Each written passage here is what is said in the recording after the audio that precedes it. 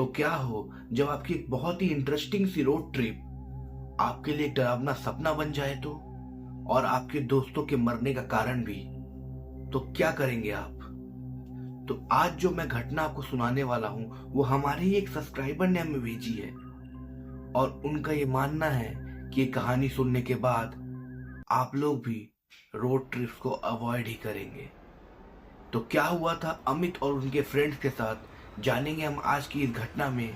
तो मैं हूं अभिषेक और आप सुन रहे हैं मेरे साथ हॉरर स्टोरीज। चलिए शुरू करते हैं।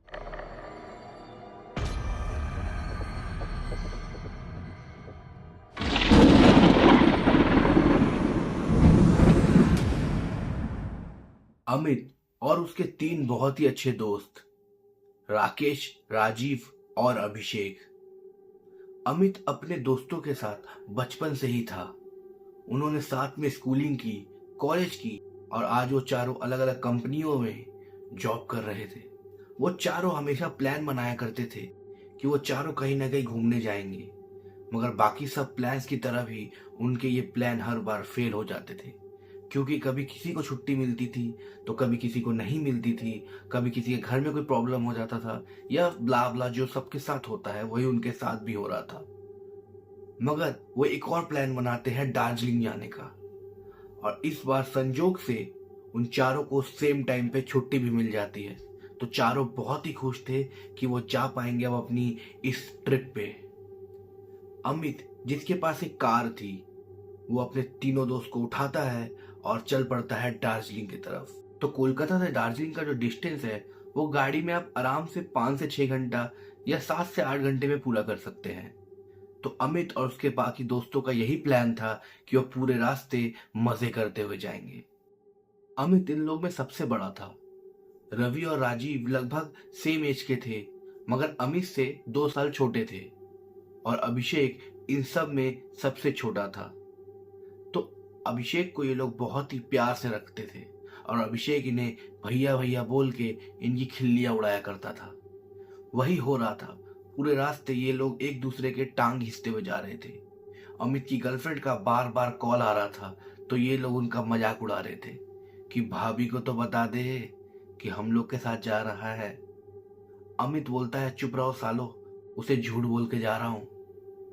तभी अभिषेक बोलता है भैया, भाभी को नहीं बताए हो, तब तो ब्रेकअप पक्का है आपका। ये सुन के अमित बोलता है भाई ऐसा मत बोल, एक ही तो गर्लफ्रेंड है, बहुत प्यार करता हूँ उससे, उसे छोड़ के कैसे रह पाऊंगा मैं। रवि और राजीव बोलते हैं कि अभिषेक, भैया की इतने टांग मत खींचो, वरना रोते रोते भाभी के पास चले जाएंगे। और यही सब हंसी मजाक चल रहा था। चारों बहुत खुश थे और गाड़ी में फुल साउंड में गाना चला रहे थे, और जाने अनजाने में उनकी गाड़ी का जो पहिया होता है वो एक टोटके के ऊपर से चला जाता है, और उन्हें कानों कान खबर नहीं होती। वो लोग तो अपनी मस्ती में थे। मगर थोड़ी देर बाद रवि और राजीव ये नोटिस करते हैं कि लगभग आधा घंटा बीत चुका है, हम लोग इस हाईवे से नीचे ही नहीं जा रहे। तभी अमित भी नोटिस करता है कि हाँ, शायद हम लोग गोल गोल ही घूम रहे हैं।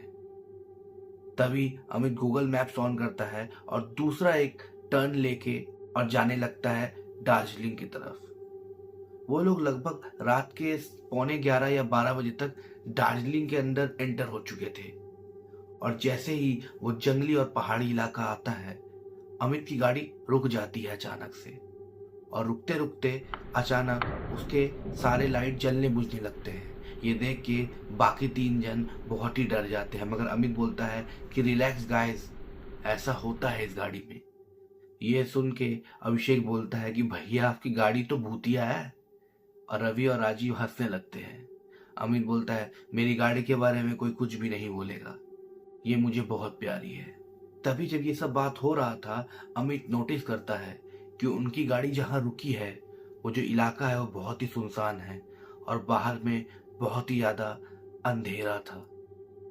चारों थोड़े से डर जाते हैं, क्योंकि उनकी गाड़ी ऐसी जगह पे बंद पड़ी थी जहाँ पे हेल्प मिलना बहुत ही ज्यादा मुश्किल था, और आसपास उन्हें कोई भी ढाबा या कोई छोटी दुकान भी नहीं दिखी थी।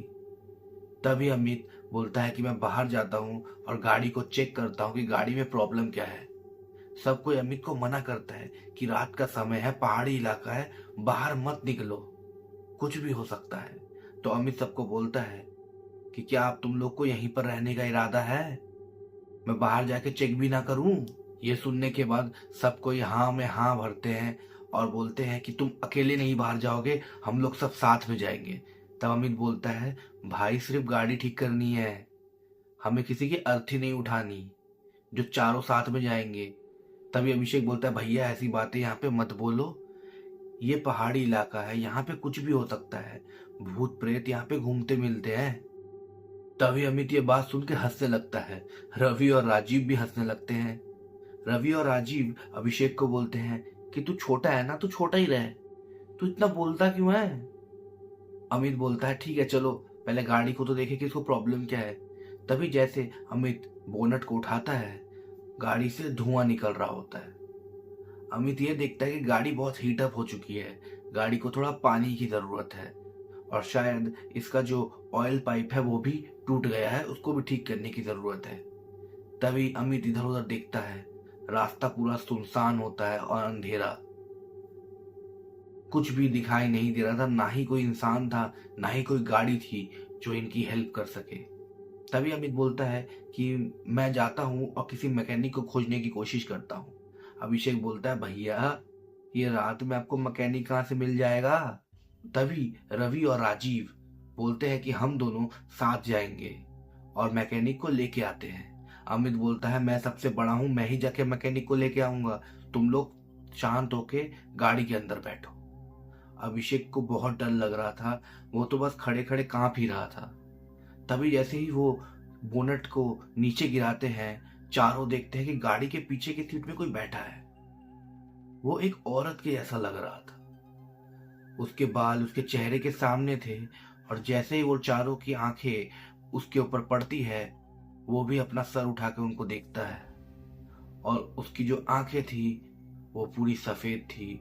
चारों डर जाते हैं, चारों डर के थोड़ा पीछे हो जाते हैं गाड़ी से। अमित बोलता है कि ये क्या है, हमें ये क्या देख रहा है। अभिषेक तो डर के मारे कांपने लगता है। रवि और राजीव को भी समझ में नहीं आ रहा था कि वो लोग क्या करे। तभी राजीव बोलता है कि मुझे लगता है कि हमारे साथ कोई एंटिटी या कोई घोस्ट है।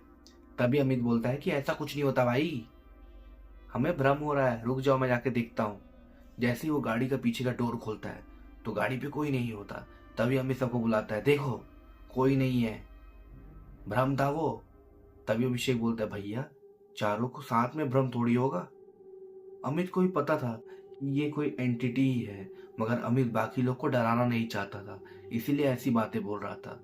अमित बोलता है कि तुम लोग गाड़ी के अंदर बैठो, मैं जाके मैकेनिक को लेके आता हूँ, गाड़ी को लॉक करना, मैं जब तक ना आऊं गाड़ी मत खोलना।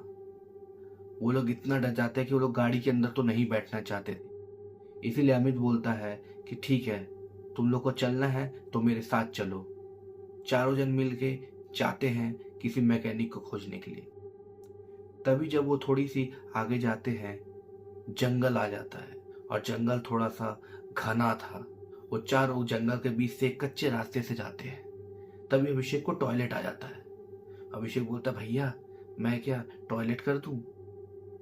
तभी अमित बोलता है कि भाई कर ले, जंगल है, यहाँ कौन रोक रहा है तेरे को, और टॉयलेट भी हमसे पूछे करे क्या। तो अभिषेक बोलता है, भैया मुझे डर लग रहा है, मैं थोड़ी सी दूर जाके कर लूं क्या। तभी अमित बोलता है, ठीक है तुम कर लो, हम लोग यहीं पर खड़े हैं। अभिषेक थोड़ी सी दूर जाता है और अपना टॉयलेट करने लगता है।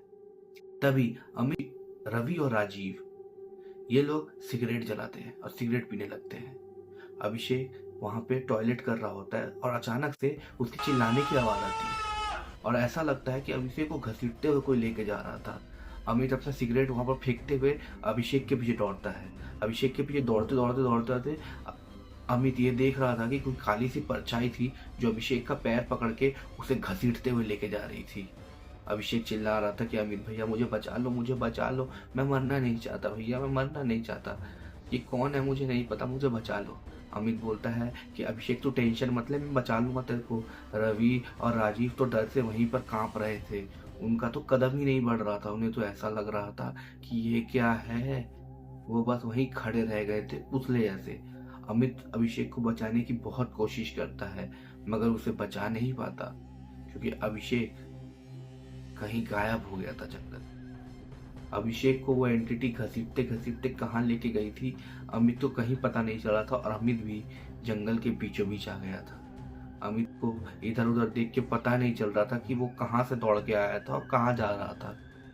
अभिषेक की चिल्लाने की आवाज आती है और वो चिल्लाने की आवाज इतनी दर्दनाक थी कि अमित को पता चल गया था कि अब वो जिंदा नहीं है। तभी अमित रवि और राजीव से मिलने के लिए जाने लगता है। वो रवि और राजीव को आवाज दे रहा था मगर रवि और राजीव अमित को वापस आवाज नहीं दे रहे थे। अमित को समझ नहीं आ रहा था कि वो कहाँ फंस चुका है। तभी अमित दौड़ते दौड़ते पता नहीं गाड़ी के पास पहुंच जाता है। अमित ये देख के शौक था कि वो गाड़ी के पास कैसे पहुंच गया क्योंकि अभी तो वो जंगल में था। तभी उसे ध्यान आता है कि रवि और राजीव तो जंगल में ही है और उन्हें नहीं पता कि क्या हो रहा है। तभी अमित वापस से उसी रास्ते पे जाता है जहाँ पे वो लोग पहले चल रहे थे। वो देखता है कि रवि और राजीव दूर पे खड़े हैं। तभी अमित देखता है कि रवि और राजीव एक साथ खड़े हैं। अमित को ये देख के बहुत ही अच्छा लगता है कि दोनों जिंदा तो हैं। जैसे ही अमित उनके तरफ बढ़ता है वो देखता है कोई अजीबोगरीब चीज आई और दोनों का सर उनके धड़ से अलग कर देती है। अमित ये देख के बहुत ही ज्यादा डर जाता है और वापस अपनी कार की तरफ भागता है। उसे ये महसूस हो रहा था कि कोई तो है जो उसका पीछा कर रहा है। वो जल्दी से अपना गाड़ी में जाता है, अपनी गाड़ी को अंदर से लॉक कर लेता है। वो एंटिटी गाड़ी के ऊपर बहुत ही धक्का देती है, गाड़ी को इधर से उधर हिलाती है मगर अमित रोता है मगर गाड़ी के लॉक को नहीं खोलता। अमित बहुत ही डरा हुआ था। अमित को ऐसा लग रहा था कि आज का दिन उसके लिए आखिरी दिन है और अमित अपने दोस्तों की मौत के लिए बहुत ही ज्यादा दुखी था, इसीलिए गाड़ी में रोते रोते सो जाता है। और उसकी आंखें जब खुलती है तब सुबह के 5:30 बज चुके थे और उसकी गाड़ी को पुलिस वालों ने चारों तरफ से घेर लिया था और उसे वो लोग गाड़ी से बाहर निकालते हैं और अपने साथ लेके जाते हैं और बोलते हैं पीछे घूम के मत देखना। मगर अमित जब पीछे घूम के देखता है तो उसे एक नोट पड़ा हुआ दिखता है। वो जब उस नोट को उठा के पढ़ता है तो उस नोट पे खून से लिखा हुआ था कि तू तो बच गया मगर तेरे दोस्त हमेशा के लिए तेरे को छोड़ के जा चुके हैं मगर मैं तेरे लिए वापस जरूर आऊंगा। और ये घटना मिस्ट्री ही रह गई कि अमित के साथ आगे हुआ क्या। तो ये थी हमारी आज की एक रियल स्टोरी। तो आपको ये स्टोरी कैसी लगी मुझे कमेंट में ज़रूर बताएं और अगर आपको ये स्टोरी अच्छी लगी है तो मेरे इस चैनल को सब्सक्राइब जरूर करें। तो मिलते हैं आपसे नेक्स्ट वीडियो में, तब तक के लिए बाय।